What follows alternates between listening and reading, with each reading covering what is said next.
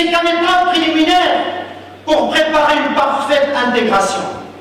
Donc, le Maroc a procédé à un changement, parfois même radical, à son arsenal juridique, afin que ces migrants, une fois régularisés, puissent bénéficier des services de base, tels que la santé, le logement, l'éducation et la formation professionnelle.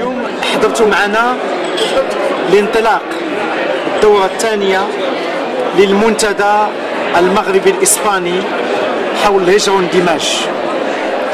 انعقاد هذا المنتدى في الدورة الثانية أو النسخة الثانية وتأكيد على متانة العلاقات المغربية الإسبانية. هي علاقات مهمة على المستوى السياسي، على المستوى الاقتصادي، على المستوى الثقافي، ولكن كذلك على المستوى التاريخي.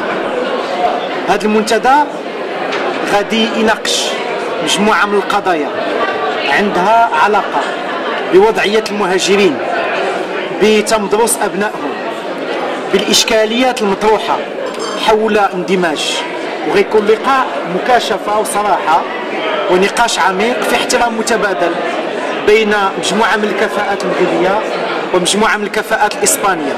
هذا تأكيد على أن الاتصال والتواصل هو دائم مع المسؤولين الإسبانيين على صعيد كل مستوى. كما كتعرفوا أكبر تنقل بشري في العالم هو اللي تيوقع خلال الصيف، وأن جل المغاربة كيقطعوا التراب الإسباني، وبالتالي هذه اللحظة الاستثنائية ماشي لحظة عابرة، هي كتأكد على عمق التعاون المغربي الإسباني في مجالات متعددة. الاسم ديالي عزيز الدبدوري من مدينة طنجة. من طنجة الأصل، ولكن كنعيش في مالاغا إسبانيا. شنو الغرض من هذا التجمع اللي دارته وزارة الجالية؟ هذا الغرض منه هو تقريب تقارب بين الطرفين، الطرف المغربي والطرف الإسباني.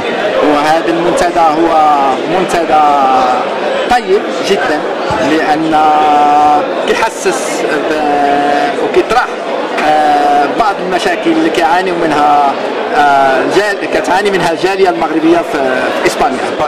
والجالية المغربية في إسبانيا واش غدا كتزاد ولا كتنقص؟ ولكن إلا كانت تزاد واش كتزاد بالفائدة؟ لأنه واش كتزاد بالعمل، أمور اللي غتفيد المغرب؟ التزايد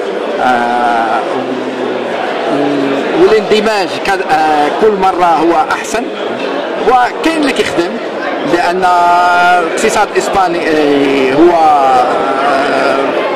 في حاليا كيعرف أزمة كامل، ولكن المغاربة العدد كبير، كاين واحد المجموعة عدد كبير هما كيخدموا، كاين واحد المجموعة اللي عاطلة.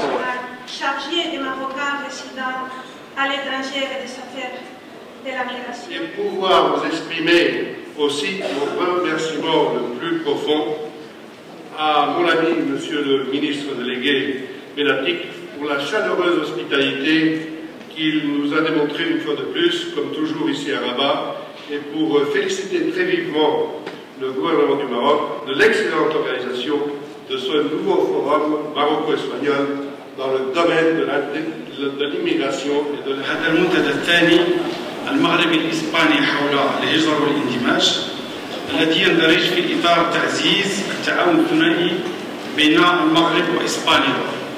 وأود كذلك أن أنوه بالعلاقات المتميزة والمثالية التي تجمع المملكة المغربية بإسبانيا. الإسبان حرصوا أنهم يحضروا على أعلى مستوى باش يأكدوا على متانة هذه العلاقات، وبالتالي مناقشة كل القضايا بما فيها القضايا الصعبة أو المعقدة هو جزء من التفاعل الإيجابي مع المستقبل.